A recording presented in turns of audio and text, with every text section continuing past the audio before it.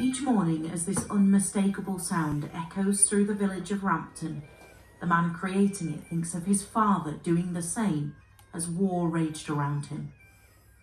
This shows my father at the landing craft about to disembark. Piper Bill, as he became known, was a commando who played the pipes as troops fought their way ashore on D-Day.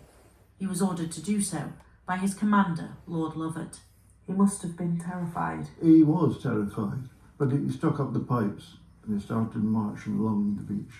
And the sights he saw remained with him and repeated in his head every year after that. 600 men died on Sword Beach. He saw some of the men he just sailed with over the channel, killed in front of him.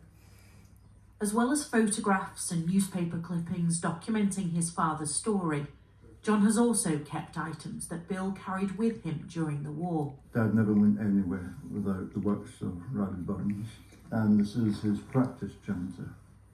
This was in his kit bag. The D-Day landing and Bill's role within it was depicted in this scene from the 1962 film The Longest Day, which at the time was described as a stunning war epic and later picked up 2 Academy Awards.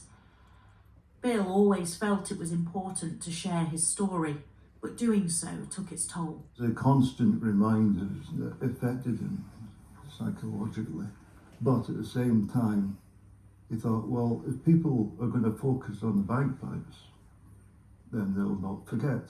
So every time he played, it was an act of remembrance. Growing up, John always shied away from learning to play himself, but just a couple of weeks before his father died, he promised him that he would learn just one song and play it when a statue of him was unveiled in France. That must have been an extremely proud moment for you. It was, because as I was playing the first part, and then 500 other pipes and drums came in on the second. I think he would have been proud that I'd finally picked up the pipes to play. In the countdown to the anniversary of D-Day, John will play each day for 10 days before handing over to his son and then other pipers to do the same. As the music plays, John will think of a speech Lord Lovat gave to his troops. In 100 years' time, your children's children will look back and say, they must have been giants. Now, my father was my giant, and it's important that we keep that memory alive.